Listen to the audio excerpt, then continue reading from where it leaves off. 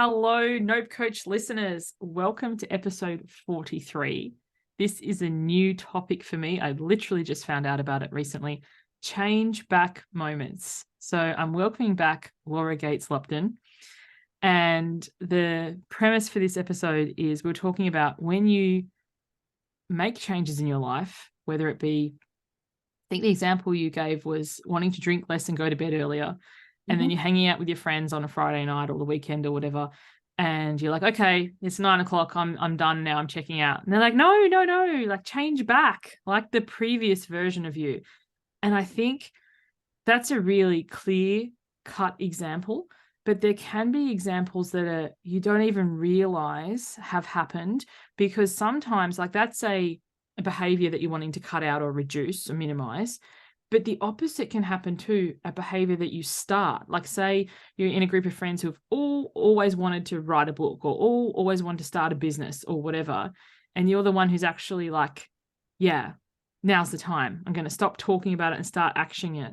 And then they feel left behind, ignored, unimportant, whatever it is. And that change back moment can happen. So, Laura. Yeah, true. Yeah, when I was a therapist, as therapists, we talk about change back messages and change back moments. It happens in families a lot. So if one person in a family is deciding to grow and change and maybe work on boundaries or any other thing that plays out in the family, that they decide that they're no longer going to participate in a certain kind of exchange that typically happens in the family, anything like that, there can be a lot of pressure to change back.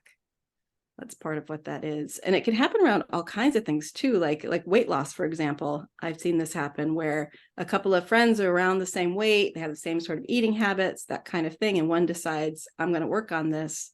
And when it starts to be a visible change, then the other person can really give messages around change back. I liked you before. Sometimes people will literally say that. I liked the you were before.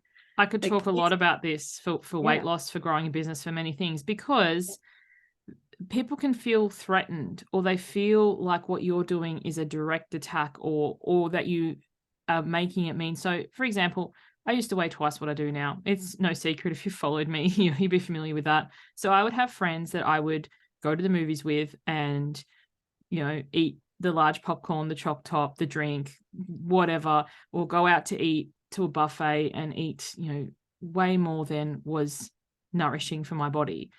When I decided to change, I was very wary, because I had experiences of people who changed in the past and do a 180 and kind of become let's go for a run. And I was like, I didn't ever want to be that friend, because I didn't judge them or want them to change their behavior. So I'd still go to the movies, but I just wouldn't buy anything. Or I'd still go to the buffet, but I would just have one plate. And then people making that mean that, I'm subconsciously, subliminally telling them they should eat less or anything.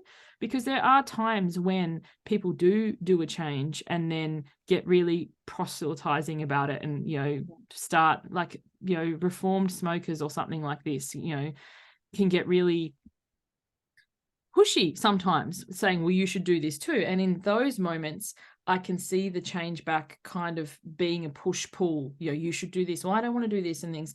But sometimes, even if you're quiet about the thing, you're like, let's still go out for coffee and cake, except I'm just going to order a herbal tea.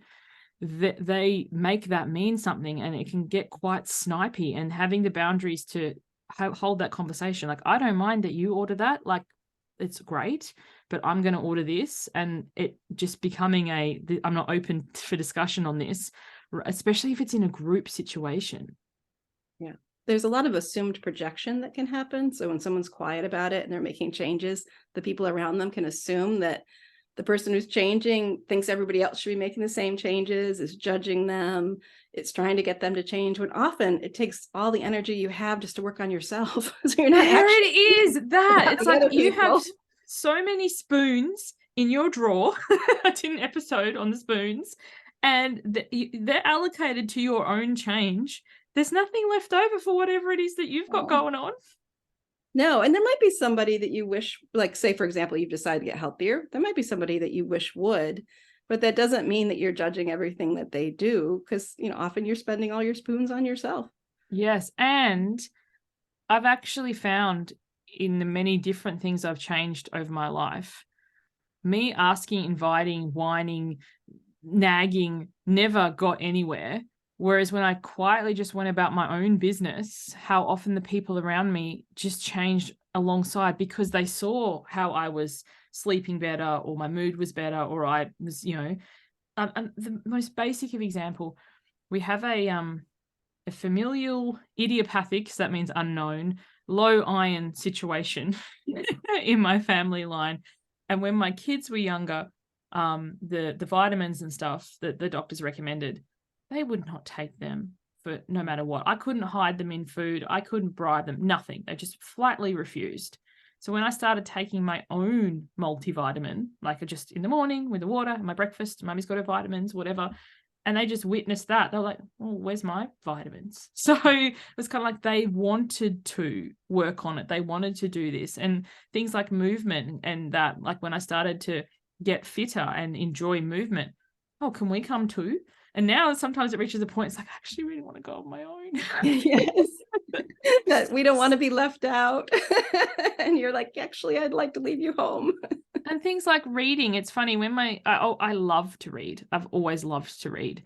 And when my children were very little, you just was not a thing. Like they would not be quiet or whatever. But now that that bit older, I can start reading while they're doing their thing, if they're playing a game or they're doing something. So my son Casimir, who has struggled and it still is, but he sees me reading, he's like, well, I want to read too.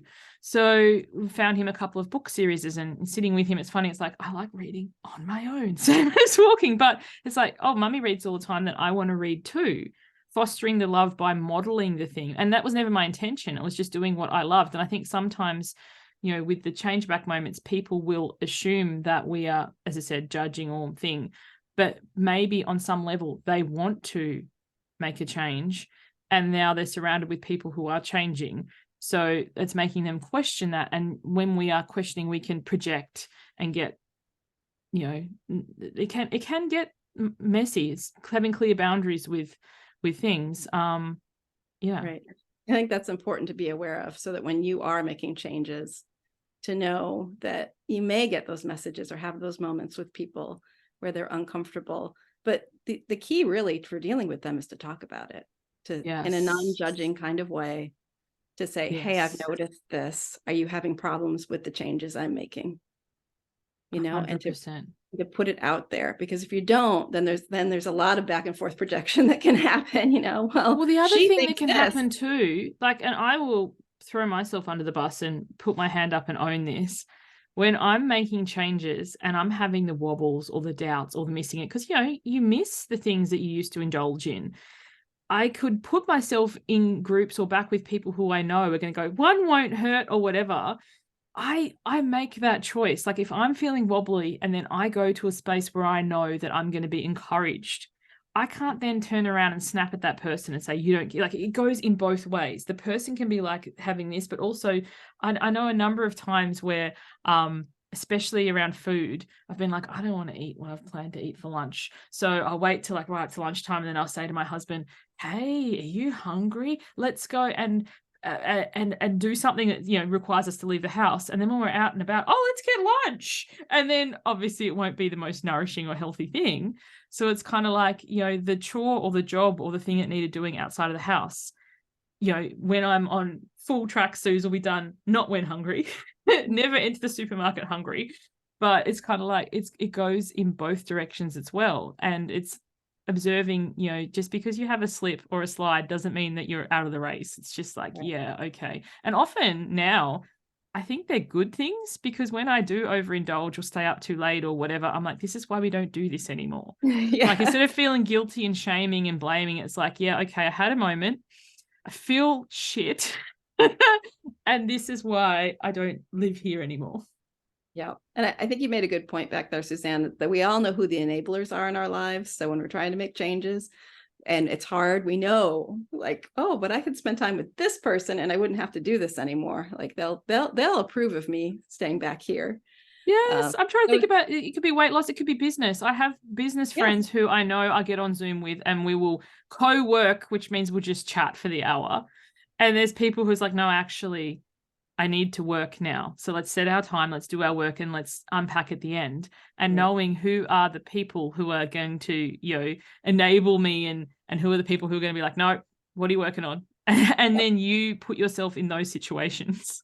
Right. You choose, like, make it conscious. Like, where am I going? Which is the thing that I really want to be doing right now? What's the bigger picture here?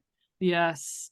And I think it's kind of like, none of these things are wrong or bad. It's just like human nature. And it's just noticing. Because I think sometimes as soon as we have a little change back moment, a little slip, a little slide, it's not that itself. It's what we make it mean in our head. Like if you ate something that, you had a binge, like one binge, and you are aware of it and notice it and feel it and then get back. Or if you have a drinking night or a stay up too late, when a new series comes out and you're like, you're going to binge the whole thing. It's kind of like, yeah, I'm not going to start watching that or reading that because I know that I won't put it down. So I'm going to leave it until the weekend, or I'm going to leave it until vacation or something. And you having that strength of will rather than, as you said, hanging out with your enablers or knowing, yeah, I know that this isn't going to be one episode. Yep. Yeah. If you're trying to cut down on drinking, you don't go hang out with the partiers, it's like. Yes, I love it. So Yeah. Laura, where can people find you? I am on Facebook. I'm on LinkedIn. I have my own little advice column if someone wants to get some wisdom around money, particularly, and also some boundaries, right up there with the Note Coach. It's at dearlaura.net/letters. And I answer people's questions like, how do I handle it when someone wants to, quote, pick my brain, meaning they want free advice? Yeah, that's the one I want to read. Question with those. Yeah. Once people sign up, can they submit any questions? Like, are you open for questions to them? I love it. Absolutely. Yeah, I have my email right at the bottom. They can email me with their questions and I will be happy to create a new letter with those. I love that. I actually really love answering people's questions around money and boundaries and all of those kinds of issues. Yeah, and I think it's really valuable because often we don't see outside we tend to hang around with people like us. Like we said on a previous episode, you're the average of the 5 people or the 5 nerve systems you hang around with. So when you start interacting with someone else who has a different point of view or a different frame, it can be such a game changer because it's like in that space, like you and I, you're from the US, I'm from Australia, little things, we're like, oh, we mean this here.